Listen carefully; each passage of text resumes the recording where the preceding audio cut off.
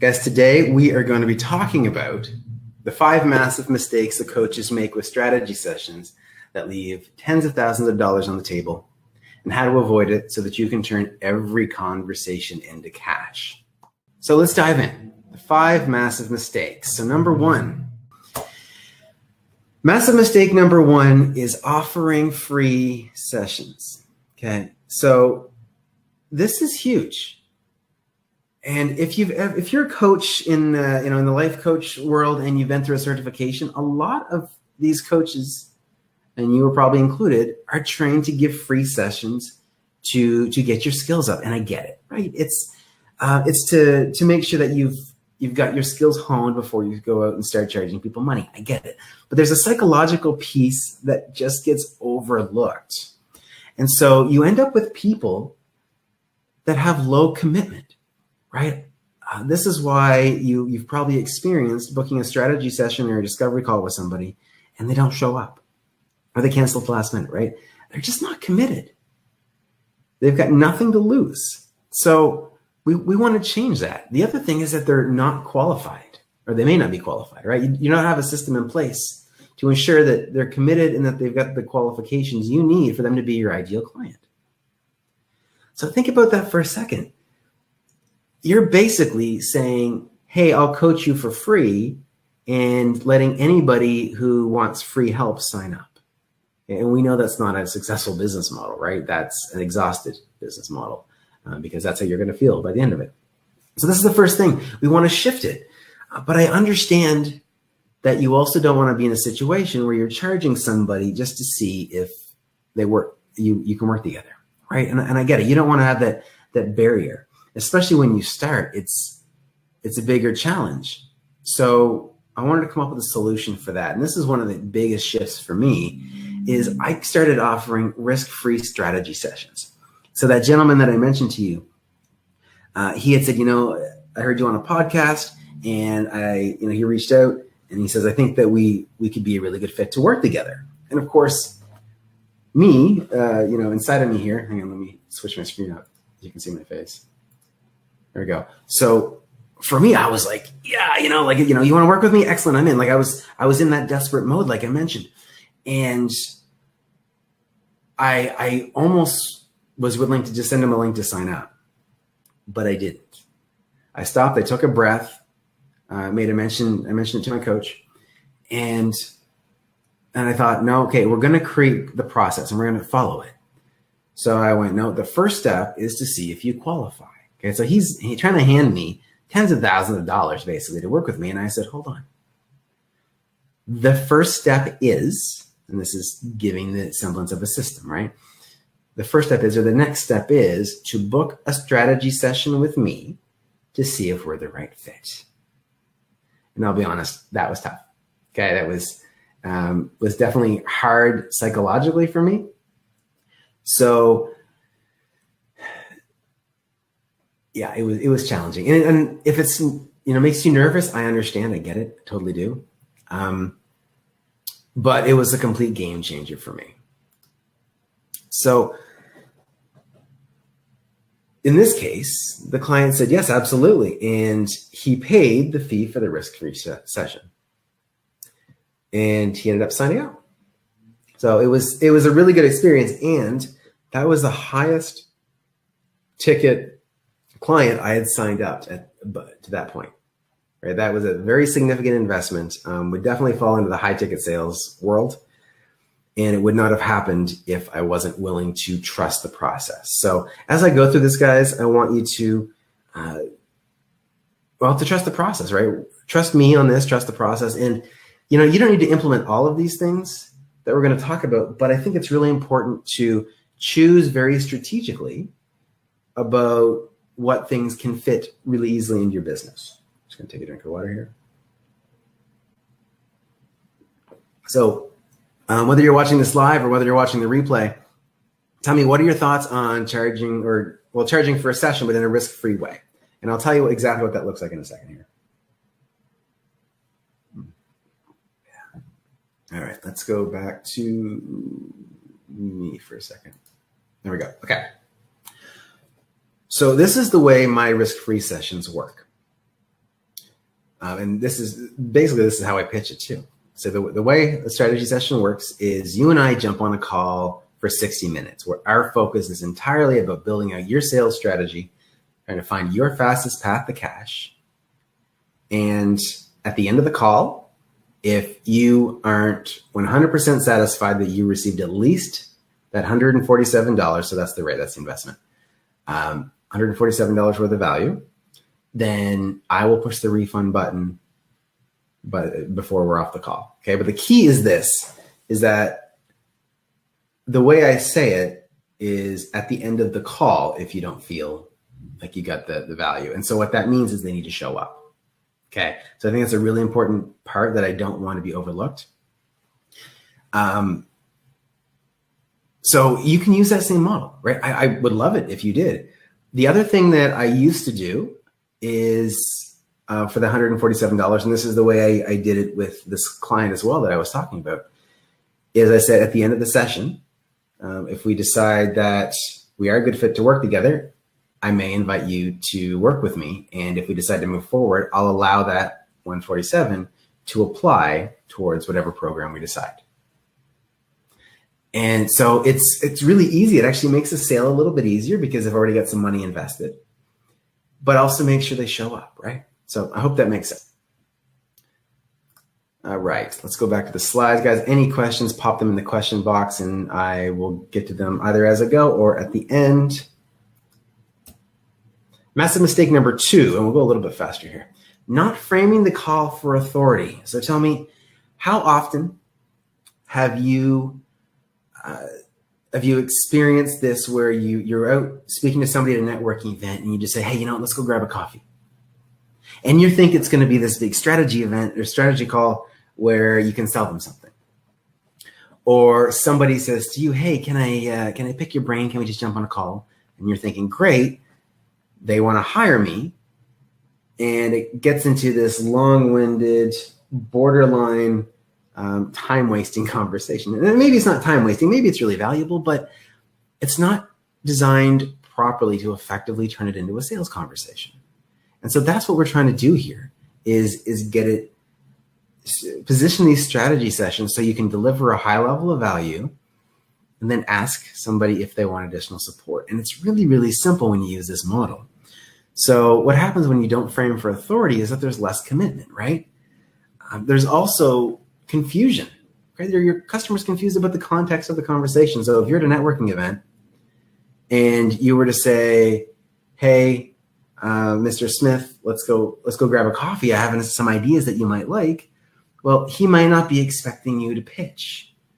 And the fastest way you can feel horrible about sales, or the fastest way you can feel like you're not great at sales, is by pitching to someone that was never intending to buy in the first place, right? You need to work that out a little bit. So there's ways you can do it. It's not impossible to go from a conversation where people didn't know that there was going to be an offer to creating one, but it makes it a lot easier if you structure it a little bit differently.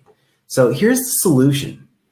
Is just clearly state the call context when you're pitching. And pitching might not even be the best word here, but when you're inviting somebody to it, right? So usually at a networking event, it's a horrible time to ask somebody to book a strategy session because unless you've known them for a while. Because if they're a complete stranger, they don't know you well enough to trust that if they're investing money that they're going to get it back, right? That's what it comes down to. I think that's really, really important. And so there's other ways, like you could say, hey, you know what, let's jump on a quick 15-minute call and see if I can help you out. And from that 15-minute call, then you can pitch the strategy session. Okay, so make sure the context is there because it's just going to make your life a whole lot easier, right? So at the first of the call, or when you make the pitch, just simply say, look, let's have a 60-minute strategy session. This is how it works. Value, value, value, right? Talk about all the benefits. We're going to achieve A, B, C, and D, or we're going to walk you through X, Y, Z. And the way the strategy session works is after the 60-minute mark, I might decide that if I think we're a good fit to work together and you agree, I might invite you into a program. And if not, that's okay too. And the investment is $147. And if you find at the end of the call, you didn't get at least that $147 worth of value, I'll push the refund button before we're off the call. How does that sound? Okay, so it's structured. And that framework is going to give you a lot of power. So how many that are on the call now? Just type in whether you like to, how do you feel about doing a risk-free strategy session? And actually putting that piece in place, because I think that's ultimately the core of what this is. Perfect, okay. So keep adding your comments. I wanted this to be as engaging as possible. Thanks for us. You got some love there so far. We're going to jump into massive mistake number 3, not framing the call for the offer. Now, I've given the example a couple times here, but what happens is if you start the conversation off, okay, you jump on, I'm with Mr. Smith on a strategy session, and I say, Mr. Smith, I'm really pumped about being able to do this. Tell me a little bit about, what you want to achieve. And we just dive right into it.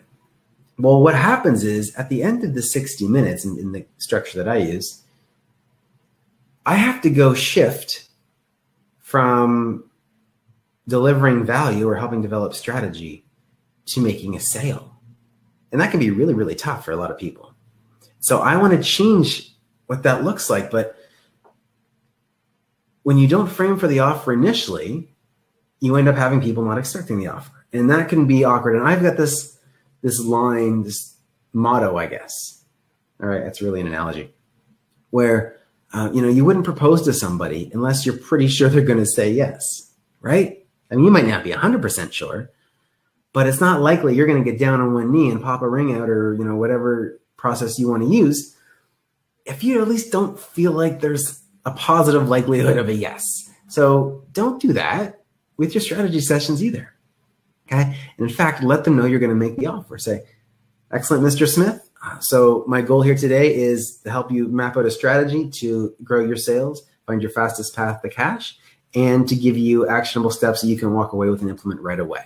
We're going to do that for 60 straight minutes where it's going to be all about you.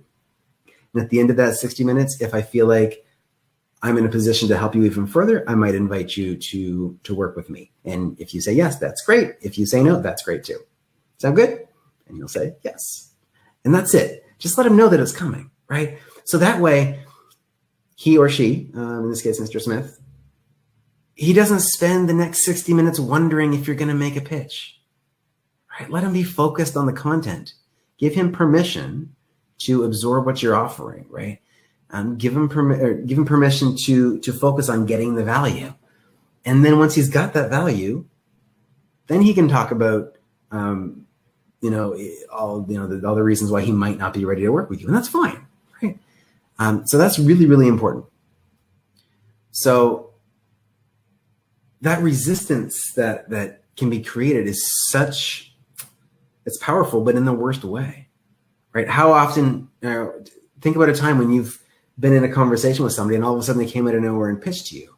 It's like I had, it was a friend of a friend. I remember she had invited her out to coffee and she hadn't seen her in years. And so she thought it was going to be a nice social coffee. And it turned out that she was just trying to pitch a network marketing product. And it just such a resistance because there was no prep for it, right? If it was, hey, I'd love to come talk to you about an opportunity, which, is a little overused at the moment. But, at least if there's some framework, right? Let the person know that they're in a sales conversation. So we're going to frame that offer at the beginning, like I said. Okay, if at the end of 60 minutes, if I feel like I can help you, I might invite you to join me for a program or some level of support. And if you agree that we're the right fit, then we can move forward. And if you don't agree, that's okay too. Sound good? And it just gives them permission, right? Let them not worry about all the stress and resistance that some people get when it comes to the sale. Massive mistake number 4, giving too much content. Now, I'm going to take a sip of water really quick, but for those of you that are live and those of you watching the replay, I want you to put in the comments whether you think there is any such thing as too much content.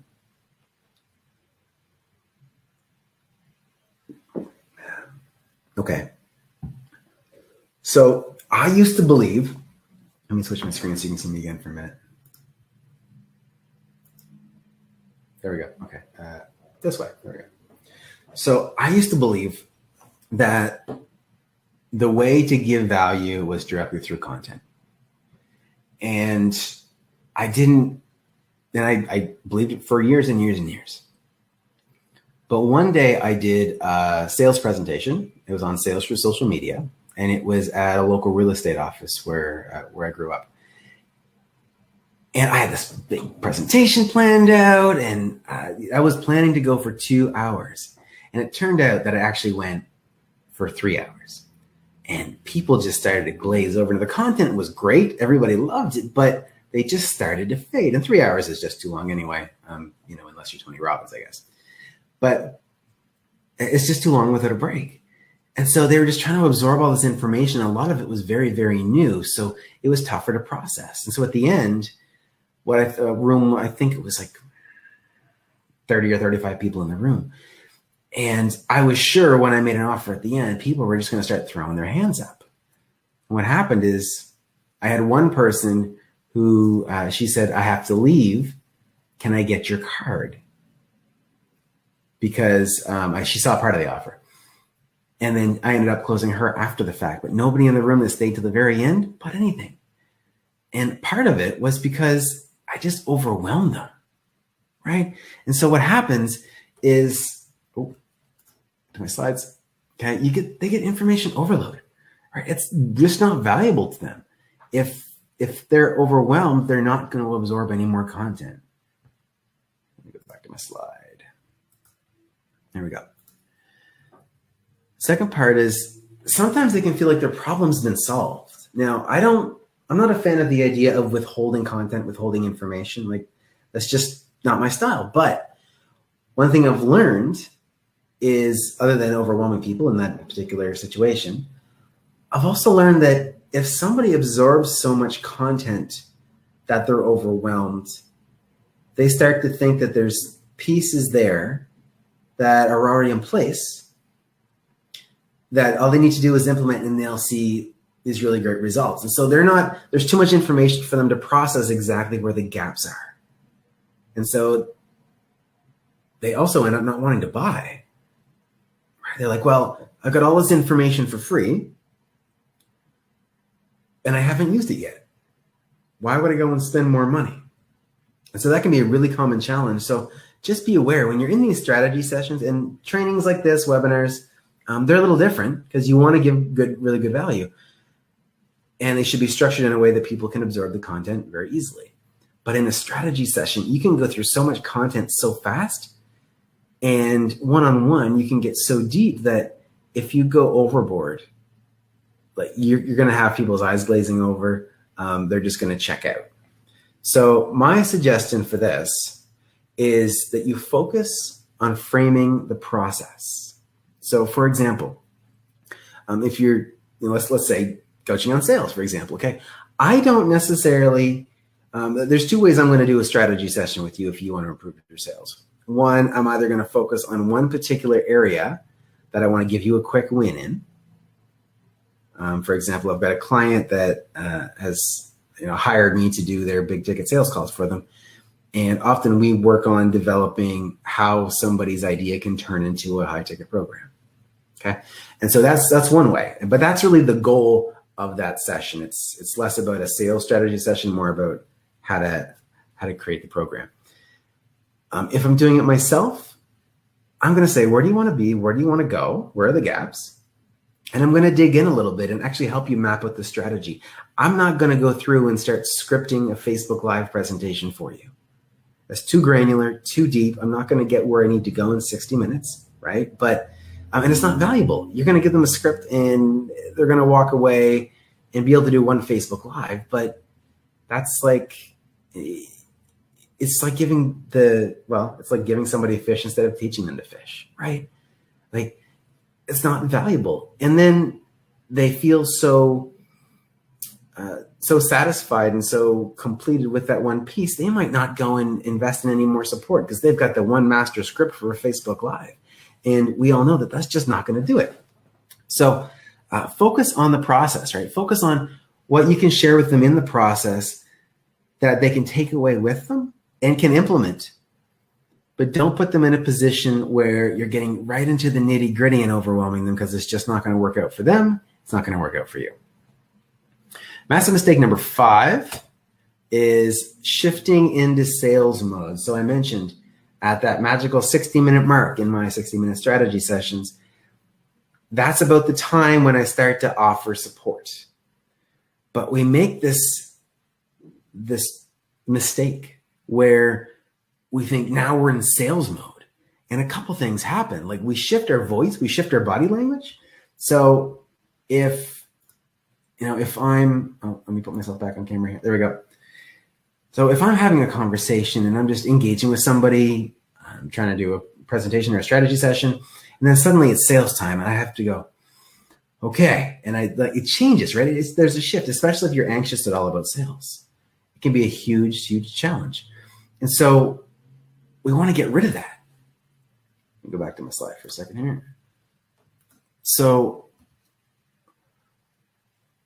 your mindset shifts from giving to receiving as well. And I know this is a huge problem with a lot of coaches, because some coaches feel like selling is the opposite of giving value. Now, I'll tell you that it's not, but I want to talk about facts here. And the fact is, a lot of coaches get really concerned when it comes time to make an offer. And so here's a really easy way to solve that without feeling like you're shifting from a state of giving to a state of receiving. And you don't need to have those awkward, shifts in body language or in your voice, right? So I want you to think about it as you're inviting them for additional support, not making a sale. Forget the sale, forget the outcome.